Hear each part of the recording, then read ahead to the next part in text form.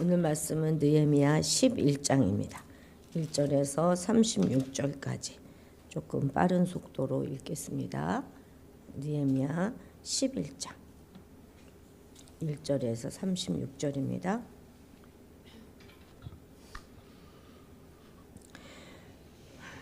백성의 지도자들은 예루살렘에 거주하였고 그 남은 백성은 제비 뽑아 10분의 1은 거룩한 성 예루살렘에 거주하게 하고 그 10분의 9는 다른 성읍에 거주하게 하였으며 예루살렘에 거주하기를 자원하는 모든 자들을 위하여 백성들이 보를 빌었느니라. 이스라엘과 제사장들과 레위 사람들과 느디님 사람들과 솔로몬의 신하들의 자손은 유다 여러 성읍에서 각각 자기 성읍 자기 기업에 거주하였느니라. 예루살렘에 거주한 그 지방의 지도자들은 이러하니 예루살렘에 거주한 자는 유다 자손과 베냐민 자손 몇 명이라. 유다 자손 중에는 페레스 자손 아다야이니 그는 우시아의 아들이요 스가라의 손자요 아마라의 증손이요 스바다의 현손이요 마할랄렐의 우선순이며 또 마아세아니 그는 바룩의 아들이요 고로세의 손자요 하사야의 증손이요 아다야의 현손이요 요아립의 오다손이요 스가라의 육대손이요 실로 사람의 칠도손이라. 예루살렘에 거주한 베레스 자손은 모두 468명이니 다 용사였느니라. 베냐민 자손은 살르위니 그는 무슬람의 아들이요 요엣의 손자요 부다야의 증손이요 골라야의 현손이요 마아세야의 오대손이요 이디엘의 육대손이요 여사야의 칠대손이며 그 다음은 갑배와 살레 등이니 모두 928명이라. 시그리의 아들 요엘이 그들의 감독이 되었고 하수누아의 아들 유다는 버금이 되어 성읍을 다스렸느니라. 제사장 중에는 요아립의 아들 여디야와 야긴이며 또 하나님의 전을 맡은 자 스라야이니 그는 힐기야의 아들이요 무슬람의 손자요 사독의 증손이요 무라요의 현손이요 아히두베의 오대손이며 또 전에서 일하는 그들의 형제니 모두 822명이요 또 아다야이니 그는 여로함의 아들이요 블라야의 손자요 암시의 증손이요 스가라의 형손이요 바스울의 오대손이요 말기야의 육대손이며 또 그 형제의 족장된 자이니 모두 242명이요 또 아마세이니 그는 아사렐의 아들이요 아흐의 손자요 무실레못의 증손이요 임멜의 현손이요 또 그들의 형제의 큰 용사들이니 모두 128명이라.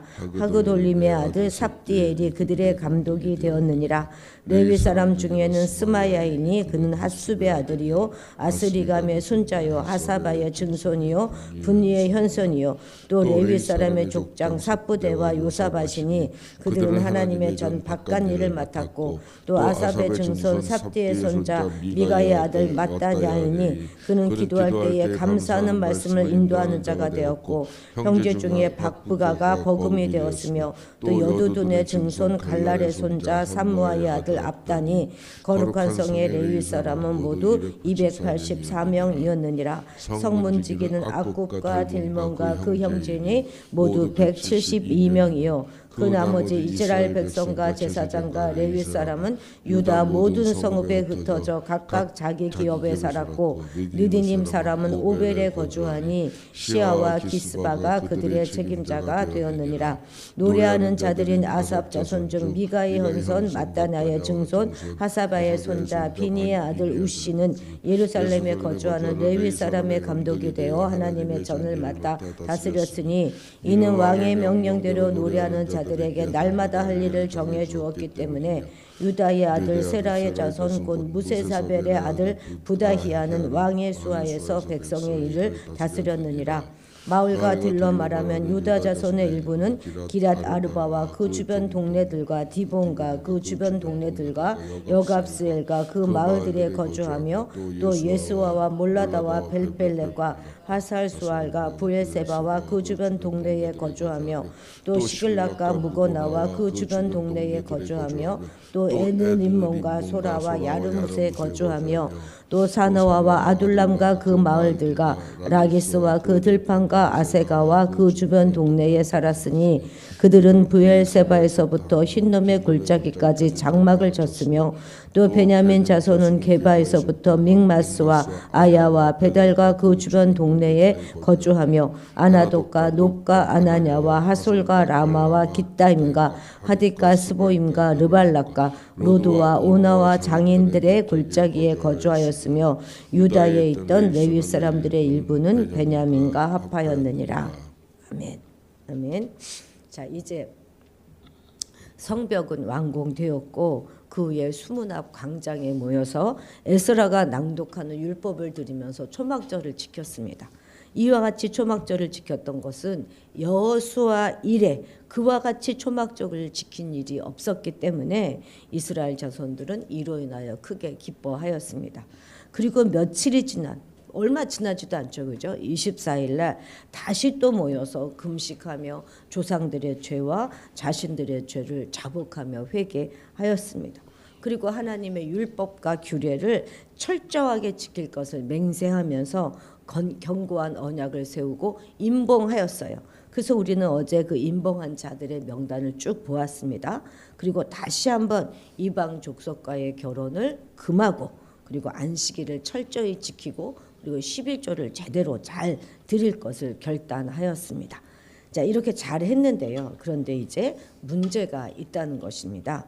그것은 이제 7장 4절, 오늘 본문은 아니죠. 7장 4절을 같이 한번 읽겠습니다. 7장 4절입니다. 시작.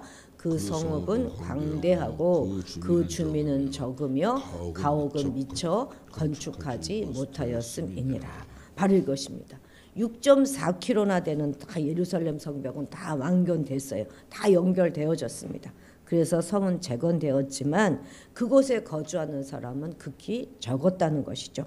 포로에서 귀환한 자들의 대부분은 자기 고향 거기 가서 거주하였습니다. 예루살렘이 이스라엘의 수도였음에도 불구하고 그동안 예루살렘은 황폐된 채로 남겨져 있었어요. 수룹바벨의 성전이 이미 70년 전에 완공이 되었음에도 불구하고 그 후에도 계속 그곳은 거의 사람이 살지 않는 곳이었습니다. 왜냐하면 성벽이 없었으니까 살지 않았던 것이죠. 그런데 이제 성벽이 완공되었으니 그 도시가 사람이 사는 곳으로 변화시켜야 되는 것이죠. 아이들이 막 뛰노는 소리가 들리고 사람들이 길거리에 막 오고 가고 그죠? 여기저기서 막 밥 짓는 냄새가 나고 얘들아 빨랑 들어와 밥 먹어라 이런 소리가 들리는 그런 사람이 사는 마을로 이제 바뀌어야 하는 것입니다. 자, 우리 1절 같이 읽읍시다. 11장 1절 시작.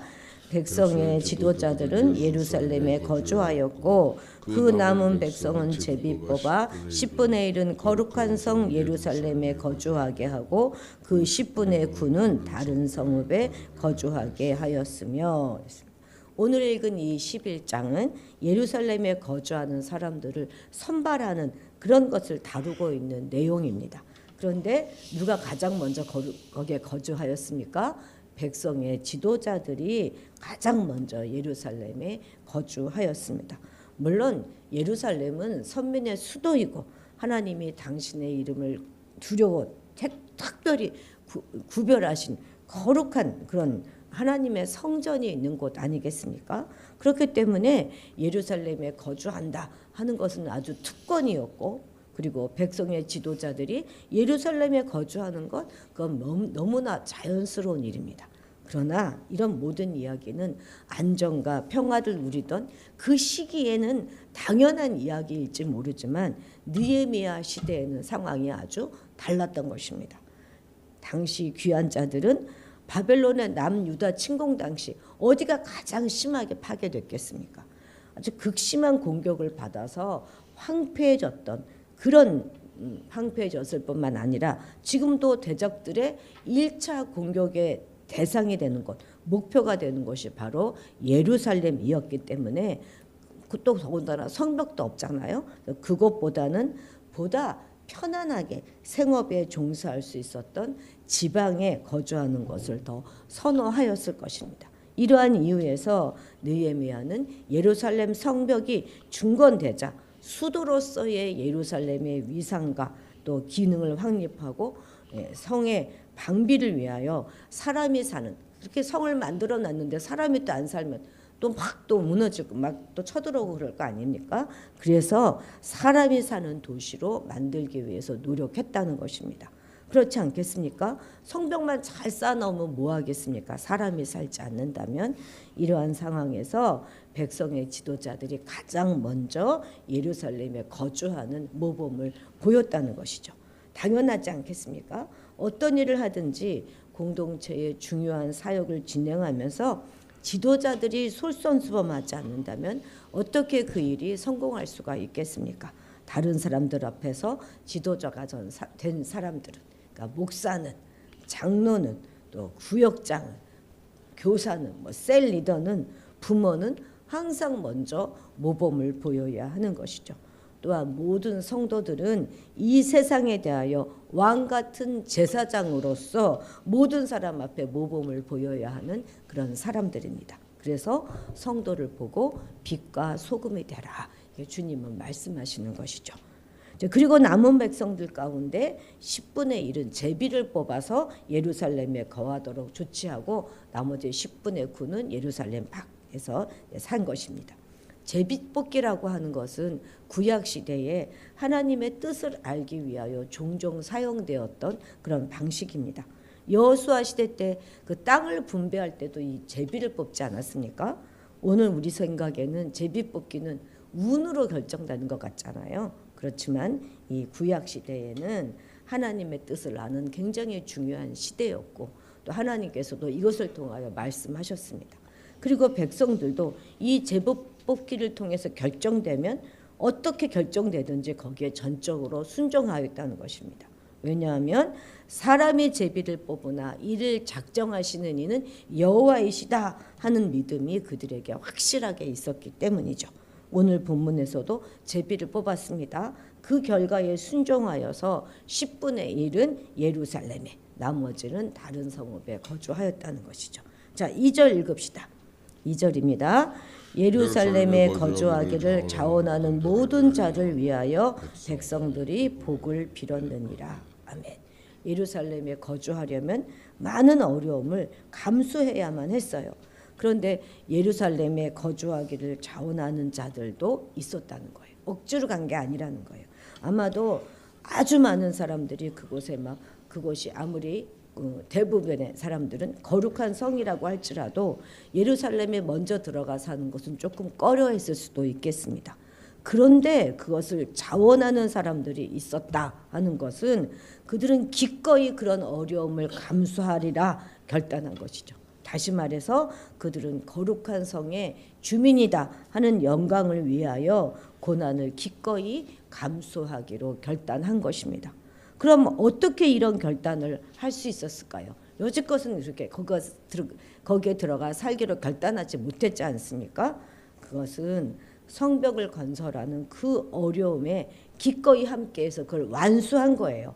이런 사역을 딱 완수하고 나면 쏙 성장하게 되지 않겠습니까? 그리고 이후에 이제 말씀을 들었어요.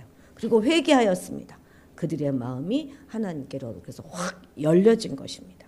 이전에는 자신의 힘으로 들어가 살아가 보려고 하니 그 고난을 이길 힘이 없었어요, 이들에게는. 그러나 이제 회개도 하였고 큰 역사도 마쳤고 율법을 날마다 들었잖아요. 낮 4분의 1 동안은 말씀을 들었고 또 낮 4분의 1 동안은 회개하였습니다.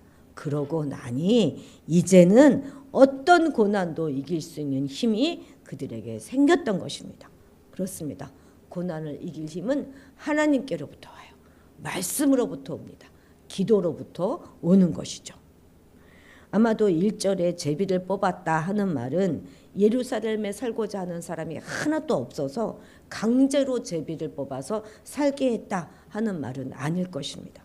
말씀으로 그들의 내면이 치유되고 나니, 그들의 마음 가운데 부흥이 일어나고 나니 이제 들어와 살겠다고 하는 사람이 그래도 훨씬 살 수 있는 인원보다 훨씬 많았기 때문에 그래서 제비를 뽑은 것일 것입니다. 제비 뽑힌 사람들은 억지로 끌려가지 않았어요. 그리고 본문은 그들이 자원하여 이 결정을 받아들였다 이렇게 기록하고 있는 것입니다. 비록 예루살렘에 거하는 것은 개인적인 안정을 포기하고 하나님의 영광과 공동체의 결정에 헌신하는 일이었지만 이들은 자원하여 기쁨으로 받아들였습니다. 그리고 어떤 사람은 내가 마음에 원은 있었지만 제비를 뽑다 보니 자신도 그 거룩한 성의 주민이 되는 것을 간절히 바라고 있었지만 이루지 않았던 백성들도 있을 것 아닙니까? 그런 자들은 그곳에 살게 된 자들을 위하여 어떻게 했대요? 복을 빌었습니다. 그죠? 질투하거나 속상해하지 않고 그들을 축복해 주었다는 것입니다. 또 어떤 사람들 가운데는 자신은 두려워서 아직은 그곳에 살기를 희망하지 않은, 그곳에 살고 싶지 않은 사람들도 있었겠죠. 그들을 그런 사람일지라도 그곳에 살게 된 자를 위하여 복을 빌어줬다는 것입니다. 하나님의 뜻이 분명해도 그 일은 내가 해야 하는 것인지 아닌지 아는 것은 쉽지 않습니다. 이것이 분명히 하나님의 뜻이긴 맞지만 이걸 내가 하는 일이 내가 해야 될 것인지 아닌지를 참 알기가 쉽지 않죠. 그때 우리가 자원할 수도 있고 또 하나님의 부르심이 확실할 때까지 기다릴 수도 있습니다. 어느 것이 옳다 말할 수 없지요. 둘 다 귀합니다. 그럴 때 서로 기도해주고 복을 빌어주는 것이 공동체로 살아가는 성도들의 삶의 모습이라는 것입니다. 이제 이후에는 쭉 4절에 예루살렘에 거주하는 유다 자손과 베냐민 자손의 명단이 나와요. 6절에 보면 자, 베레스 자손이 지금 468명이다 이렇게 나오죠. 베레스 자손은 유다 자손입니다. 유다의 아들이 베레스잖아요. 유다 자손이 그러니까 지금 468명이 되었다. 이들이 모두 다 용사였다 이렇게 기록하고 있습니다. 그렇다고 해서 이 486명이 모두 다 싸움에 능한, 전쟁에 능한 그런 용사였다 이렇게 말할 수는 없을 것입니다. 비록 싸움에 그렇게 능하지는 않았지만 하나님의 거룩한 성 예루살렘을 지키겠다 하는 일념으로 하나님의 뜻을 따라 각자 자기의 고향을 따라 예루살렘에 거주하였겠죠. 이런 점에서 베레스의 자손들은 육체적인 싸움의 용사였다 하기보다는 믿음의 용사들이었다 이렇게 말하는 것이 더 옳을 것입니다. 7절 이하에 보면 이제 베냐민 자손의 명단입니다. 쭉 우리가 밑줄을 그으면서 한번 찾아보십시다. 베냐민 자손은 그 8절 끝에 보면 몇 명이 있어요? 928명이 이제 있었습니다. 예루살렘에 거주한 유다 자손의 숫자 아까 468명이니까 여기에 비교하면 거의 2배나 많은 숫자이죠. 그죠? 이제 베냐민 지파가 그동안 막강한 영향력을 행사했던 유다 자손들을 뛰어넘어 이제 예루살렘의 아주 그 주도 세력이 된 것입니다. 베냐민 지파가. 사실 가나안 기업 분배 당시 이 예루살렘은 베냐민 지파에 분배되었었습니다. 그런데 베냐민 지파들이 그곳에 살고 있는 여부수 족속을 쫓아내지 못했어요. 그래서 기업의 권리를 행사하지 못하고 있었던 중에 누가 이 여부수 족속을 쫓아냈습니까? 유다 족속이었던 다윗이 여부수를 쫓아내고 이스라엘의 수도로 삼았어요. 그래서 자연스럽게 이 예루살렘은 유다 지파의 기업처럼 되고 만 것입니다.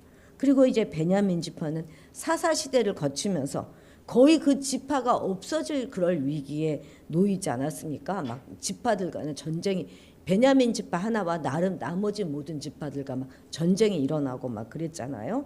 그래서 그 이후 이스라엘 12지파 가운데서 가장 연약하고 보잘것없는 지파가 바로 이 베냐민 지파였습니다. 그런데 이제 왕정 시대를 거치면서 베냐민 지파는 막 두각을 드러내기 시작합니다. 초대 왕이었던 사울 왕이 바로 이 베냐민 지파였잖아요. 예.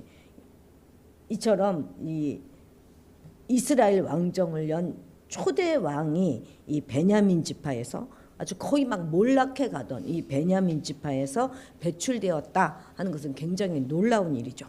뿐만 아니라 이 베냐민 지파는 이스라엘 왕국이 남북으로 나뉘어질 때 끝까지 하나님의 약속이 있었던 남쪽 지파에 머물렀어요. 유다 지파만 남았잖아요. 근데 이 베냐민 지파도 유다 지파 쪽으로 남은 거예요. 그래서 그리고 급기야 포로 귀환 후에는 이스라엘 공동체 핵심 세력으로 등장하게 된 것입니다. 여러분 병가지상사라는 말 들어보셨죠? 무슨 이야기입니까? 전쟁에서 이기고 지는 일은 흔히 일어나는 일이다 하는 뜻입니다. 이길 수도 있고 질 수도 있다는 거예요. 우리 인간은 누구나 한 번쯤은 실수하기 마련입니다. 그래서 실수하는 거 그건 전혀 우리에게 문제가 되지 않습니다. 문제는 실수한 후라는 거예요. 어떤 사람은 같은 실수를 계속 반복하는 사람이 있는가 하면 어떤 사람은 한 번 실수한 후에는 같은 실수를 반복하지 않으려고 끝까지 노력하는 사람들도 있습니다. 전자는 결국 그렇게 하다가 돌이킬 수 없는 상태로 떨어지게 되죠. 막 악순환이 계속되는 거예요. 계속 실수하다 보면. 그러나 한 번 실수한 후에 그것을 거울로 삼아서 자기를 살피는 사람은 동일한 실수를 하지 않을 뿐만 아니라 오히려 진일보 성장하게 되는 것입니다. 베냐민 지파가 바로 그랬다는 것이죠. 실수한 후에 그 실패를 거울 삼아서 자기를 살폈어요. 그래서 같은 실수를 반복하지 않고 진일보함으로 해서 이스라엘 12지파 중 가장 약한 지파였음에도 불구하고 이스라엘의 초대왕을 배출하였고 대다수의 지파들이 하나님의 언약을 버리는 그 와중에도 하나님의 언약을 붙잡아 축복을 누리는 것은 물론이거니와 포로 귀환 후에는 하나님의 도성 예루살렘의 주도 세력이 되게 이른 것입니다. 우리가 정말 지혜로운 사람이라면 성경을 보면서 이스라엘 백성들이 범한 실수를 똑같이 우리가 범하지 않도록 늘 경계해야 하겠습니다. 또한 자신이 삶 가운데 실수한 것들이 있다면 그것으로 자기를 살펴서 같은 잘못을 범하지 않도록 우리가 경계해야 할 것입니다. 자, 이제 그리고 10절부터는 제사장이 나오죠. 제사장이 모두 12절에 보면 822명이요 이렇게 되어 있죠.